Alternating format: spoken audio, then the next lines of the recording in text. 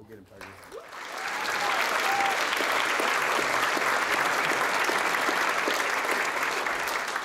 Hello, how is everyone doing today?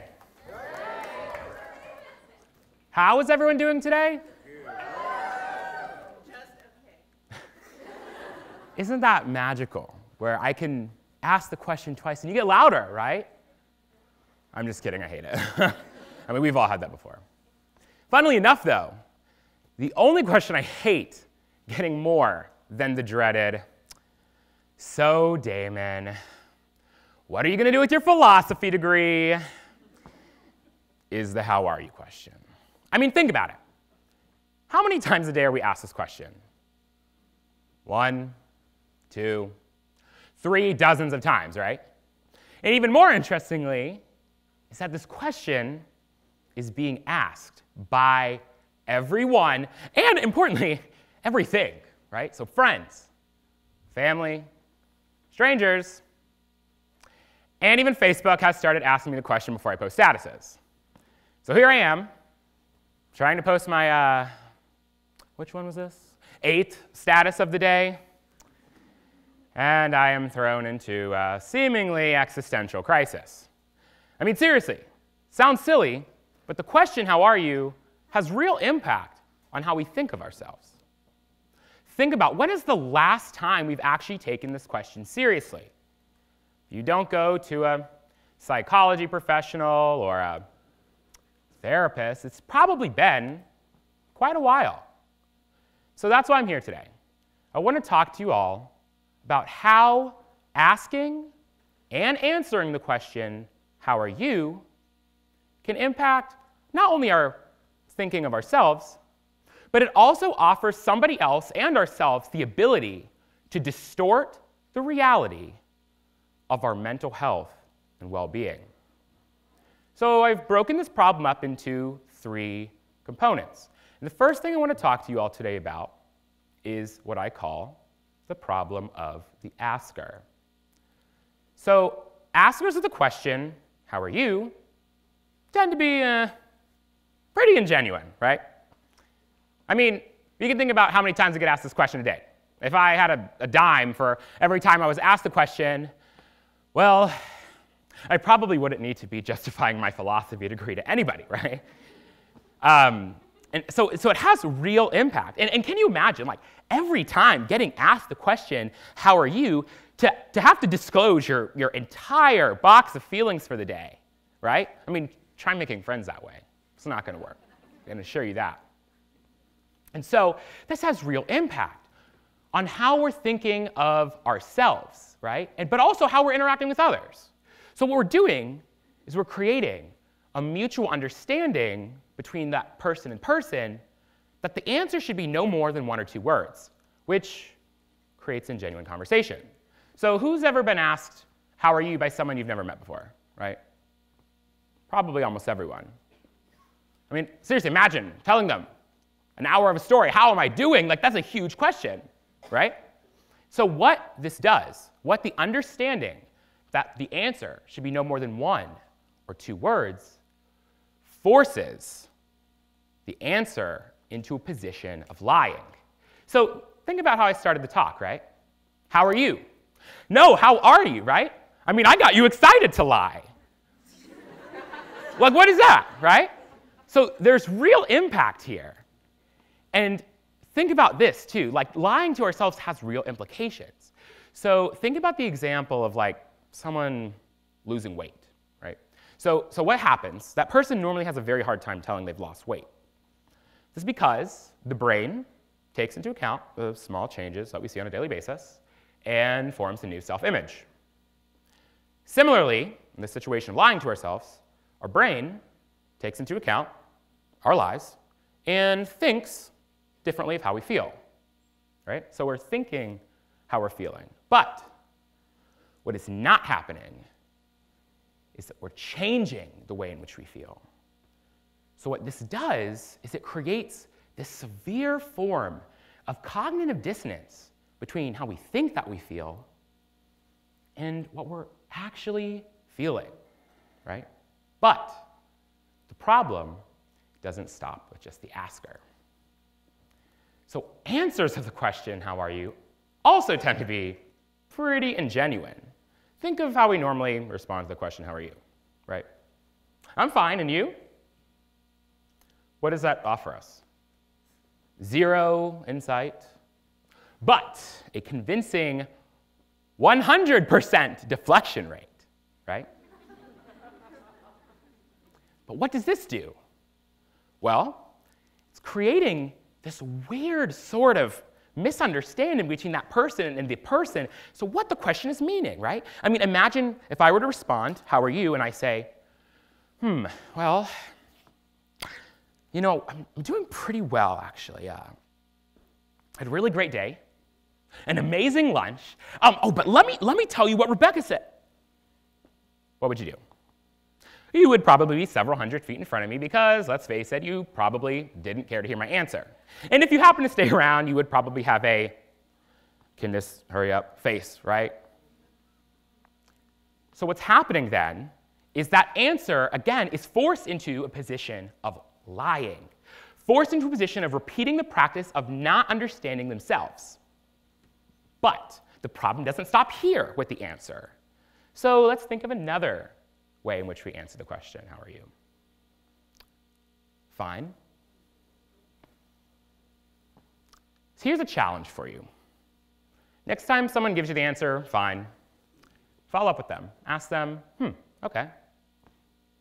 Why are you doing fine today? Get ready for some confusion and maybe a little bit of anger, right? But justifiably so. See, the thing is, fine is not an emotion, right? So getting someone to explain, like, why are you feeling fine, is a seemingly impossible task. And insert any adjective. Good, bad, blue, yellow, right? Silly when we think about it that way. So what this does is the creation of this new weird emotion, new weird word and response is widening that gap, again, between how we think that we feel and how we actually feel. So we've talked about the problem of the asker, talked about the problem of the answer, but maybe we can problematize one more thing, right? Maybe there's something else. Maybe we can talk about the problem of the question. So maybe the question is just a bad question, right? So here's a task for you. Fun little game, fun little activity. When you leave, after the talk, or since we all have smartphones, now if you want, Google search how are you responses. There, you can find 101 creative ways to answer the question, how are you? And if you're really curious, how to kill the job interview by nailing the question, how are you? Which, the answer is perfect, so start using that, apparently, right? But what does this tell us, right? If neither the asker nor the answer, and apparently nobody, since Google's trying to ask this question, knows how to answer the question, how are you, then why are we asked this question so many times a day, right? I mean, would we answer and engage in conversation in a similar fashion with any other question? Think about this. What do you do for a living? Oh, I'm a doctor, and do you? I mean, I wish I could be a doctor, and I think some of us wish that we could be doctors, and some of us are doctors. But the majority of us would be lying, right? And we can laugh, and we can be like, oh, that's funny.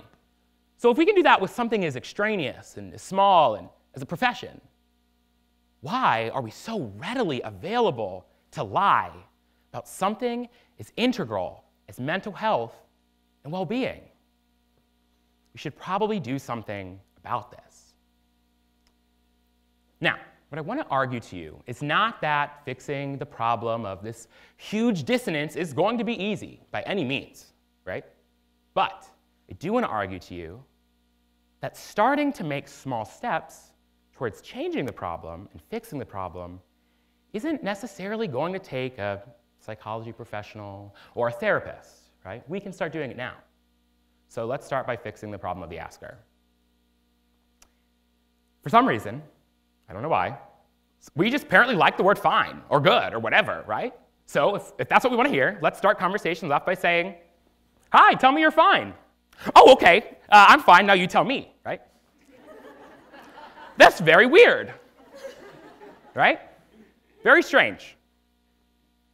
And it gets to the point, but is that really what we want to hear? Probably not. So maybe we can go deeper. Maybe we can go deeper into our understanding and understand the question for what it really is. Broad, confusing, and misunderstood. So what can we do? Well, how about we start asking targeted questions? So questions like, what did you do today? What did you enjoy about your day? Have you thought about switching your philosophy degree? And there we can start engaging that person in conversation and have real dialogue with them and learn things. Or we can just say hello and move on like we probably do anyways. But we can also go further. We can ask things like follow-up questions. So, why did you enjoy that part of your day? Why did you have a good day? Are you sure you haven't thought about switching your philosophy degree? And in that way, not only show that we're interested, but challenge that person to understand how they feel and why they feel, right? I mean, it's going to feel a little strange, I know, but that's what emotions are supposed to do to us. So we talked about the problem of the asker. Now we can address the problem of the answerer. So next time someone gives you the answer of, or next time someone asks you the question, how are you? I would challenge you to respond, do you really care to know? Or if you're not feeling as bold as I would like you to, I'm a huge fan of being bold. If you're about to give the answer of fine, stop. Think to yourself, what does it mean to feel fine? Am I actually feeling fine? Is the fact that I stayed up till 3 a.m. thinking about what I'm going to do with my future making me feel fine? And there, we can start beginning the process of understanding ourselves. So, why am I here today? Well, it's not to change the way in which you think, change the way in which you feel, talk, anything. But what I do want to try and do, and what I've attempted to do, is to stop the constant lying that we're doing to not only ourselves, but to other people, right? Fixing the problem of mental health and well-being and understanding ourselves is probably one of the hardest things that we will ever have to tackle in this generation. And what I can assure you is that lying about ourselves to others and ourselves, it's not going to be aiding in any kind of solution. And I also want to say, you're probably thinking, Damon, this is a lot easier said than done. This is built in. And I agree.